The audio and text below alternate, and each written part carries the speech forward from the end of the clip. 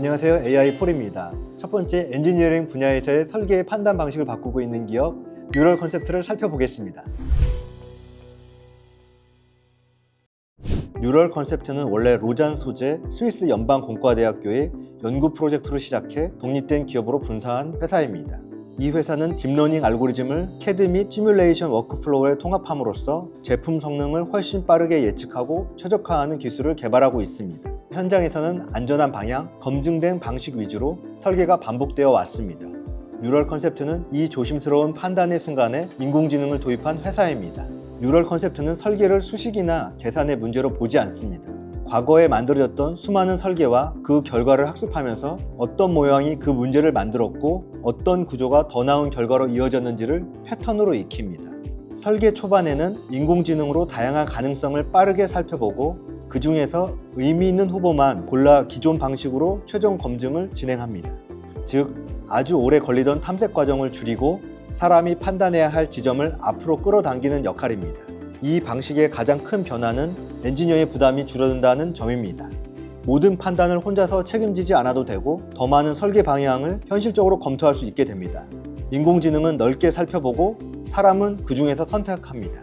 피에르 바케 CEO는 우리는 뉴럴 컨셉트를 단순한 생산성 향상 도구를 넘어 엔지니어링 사고의 틀을 바꾸는 도구로 만들고 있다고 설명합니다.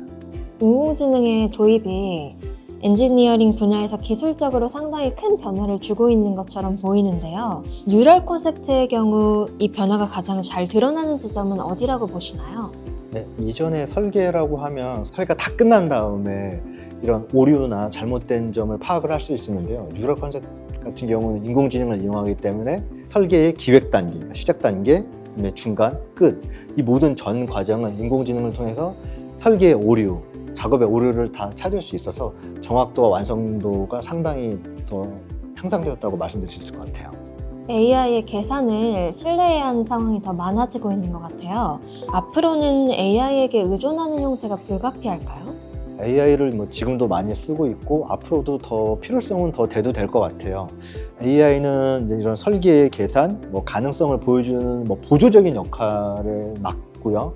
사람은 결과적으로 AI가 만든 이 보조적인 결과 계산에 대해서 책임을 지는 더 중요한 방향으로 나아간다고 말씀드릴 수 있을 것 같아요. 이런 기술들이 엔지니어링을 넘어서 건축 분야에도 적용이 될 수가 있다면 지금까지는 상상하기 어려웠던 형태의 건축 구조물들도 등장할 수가 있을까요? 네, 그렇게 될 가능성이 크죠. 지금 초고층 빌딩이나 다리뿐만 아니라 이거보다 이제 더 고난이도 설계가 요구되는 많은 산업 분야에 더 적용의 범위가 훨씬 더 넓어질 것 같고요. 그래서 이제 구조나 안정이 요구되는 거의 모든 분야에 적용이 확산될 거라고 그렇게 생각됩니다. 네, 맞아요. 기술이 하나 늘어나는 문제가 아니라 우리가 환경을 어떻게 설계하느냐의 문제도 확장될 수가 있을 것 같아요. 그러면 우리가 SF 영화에서나 보던 그런 도시 풍경? 그런 것들이 현실이 될 수가 있을 것 같습니다. 두 번째 코너에서는 데이터와 인공지능을 예술의 재료로 다루는 미디어 아티스트 레픽 아나돌을 소개합니다. 레픽 아나돌은 터키 이스탄불에서 태어나 현재는 미국 로스앤젤레스를 중심으로 활동하고 있는 미디어 아티스트입니다. 아나돌은 자신의 스튜디오를 통해 디자이너, 건축가, 데이터 과학자, 연구자들과 함께 작업합니다. 건축 기록, 도시의 흔적, 자연의 정보처럼 인간이 남긴 방대한 데이터를 모아 인공지능에게 학습시킵니다. 그리고 인공지능이 그 데이터를 바탕으로 새로운 형태와 움직임을 만들어내도록 합니다. 아나돌의 전시 공간에 들어가면 우리가 알고 있던 전시장의 개념이 사라집니다.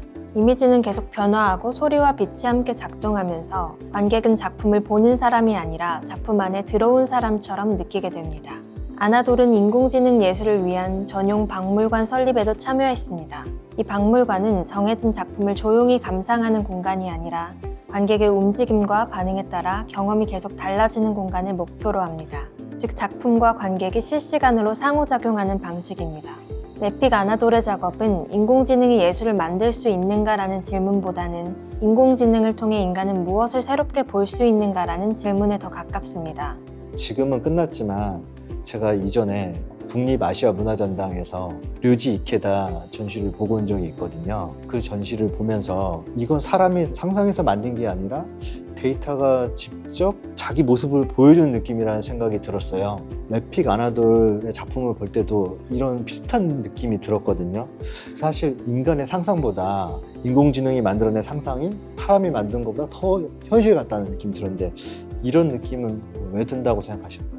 아이러니하게도 인공지능의 상상이 인간의 상상보다 더 현실적으로 느껴지는 부분이 있는데 그게 아나돌 작업의 핵심이기도 해요. 우리가 보통은 상상은 인간의 영역이고 기계는 계산만 한다고 생각을 하잖아요. 근데 아나돌의 작품에서는 인공지능이 인간보다 훨씬 더 많은 데이터를 정확하게 기억하고 그 기억을 왜곡 없이 다시 펼쳐 보입니다. 건축 기록, 도시의 변화, 자연의 데이터 같은 것들은 사실 인간이 다 경험할 수 없는 규모의 정보인데 인공지능은 그 전체를 한꺼번에 다룰 수가 있잖아요. 그래서 아나돌의 작품은 상상을 꾸며낸 느낌이라기보다는 이미 존재했지만 우리가 볼 수 없던 현실을 한 번에 펼쳐 보이는 느낌에 가깝다고 할 수가 있을 것 같아요. 결국 우리가 이 작업에서 감정을 만들어내는 건 기계가 바라보는 인간의 기억과 세계 그 자체라고 볼 수가 있을 것 같습니다. 래픽 아나돌의 작품을 보면 화면과 연출은 인공지능이 만들어 가는데 우리는 여전히 그를 인공지능을 작가라고 부르고 있잖아요. 이게 예술이라면 인간이 더 이상 이미지를 만든 사람이 아니라 어떤 존재가 될까요? 아나돌의 작품에서는 사람이 화면 하나하나를 직접 만들진 않습니다. 대신 어떤 재료를 쓸지 정하고 어떤 방향으로 움직이게 할지를 정해놓는데요. 그래서 이런 작품에서는 인간 예술가는 그림을 그리는 사람이 아니라 상상이 일어나는 판을 만들어가는 사람이라고 볼 수가 있습니다. 마지막으로는 조금 가볍지만 생각해볼 지점이 많은 이야기를 해보겠습니다. 심슨 가족에서 보여준 AI 이야기와 현실에서 실제로 벌어지고 있는 인공지능을 둘러싼 논쟁을 함께 살펴보겠습니다. 심슨에 나왔던 장면이 몇 년 뒤 현실이 됐다는 그 이야기. 최근에는 이게 단순한 농담을 넘어서 AI 이야기와 함께 다시 주목받고 있습니다. 사실 심슨이 미래를 맞힌 건 예언 능력 때문이 아닙니다. 그 시대 사람들이 무엇을 기대했고 무엇을 두려워했는지를 웃음으로 미리 그려놨기 때문이죠. AI가 나오면 사람들은 늘 같은 질문을 합니다. 이게 우리를 도와줄까? 아니면 우리 자리를 뺏을까? 심슨은 이 질문을 아주 일찍부터 던져왔던 겁니다.